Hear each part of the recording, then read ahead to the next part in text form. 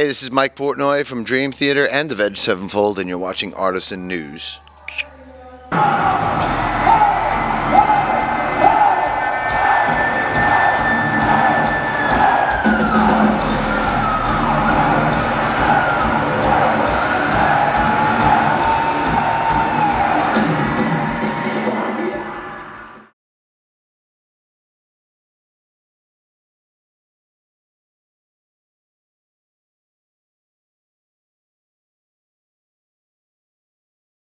I had a great time making the record with them and was really honored to be part of, the healing process and helping them get back on their feet in the studio. And once the record was done, I offered my services for touring if I was able to do so, and it turns out that I was. So here I am, and it's been a great time.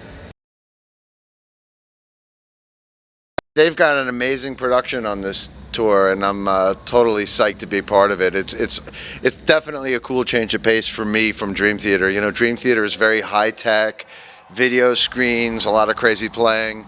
Avenged Sevenfold is more kind of old school production. Picture like Ozzy's Diary of a Madman or something like that. Just a lot of pyro and flames and smoke and staging and cemetery gates and stuff like that. It's real old school, but it's totally awesome. I mean, the show starts with something that is totally over the top and surely to freak people out.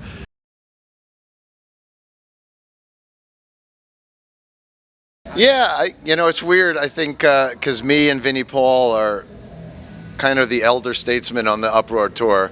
I think we're at least 10 years older than most of these other bands. Because Pantera and Dream Theater's been around since the '80s. So me and Vinnie kind of are, I think we're kind of looked up and respected too, just because we've been around for a long time and we've been doing this a long time. But it's cool. It's cool because we're both older guys, but we're playing with newer bands. He's kicking it with Hellyeah, and some fresh new blood and energy for him, and I'm loving playing with Avenged Sevenfold, and it's some fresh new blood for me. And I've been saying on this tour, you're only as old as the band you play with. So, I'm like back in my late 20s again then.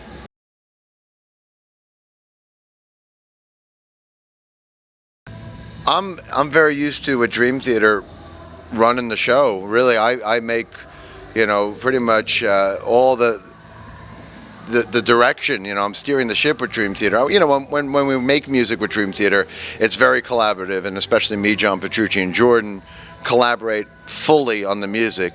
But after the music's done, I kind of take over and steer the ship in every other direction once the music is finished.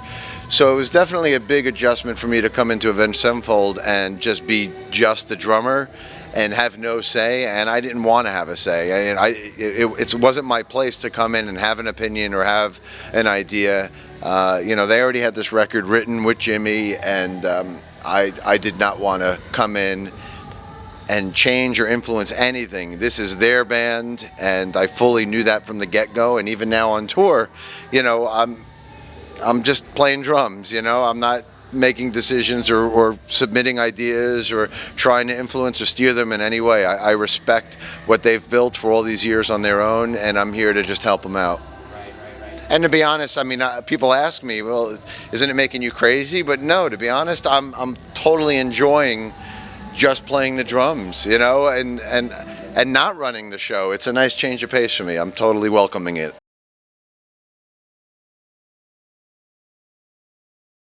I think Avenged Sevenfold has always been controversial, and they've always had a bad reputation. Right now, it's weird because I think they've spent their whole career being the bad boys, and right now, I think everybody feels a lot of sympathy for them because of what they've just gone through.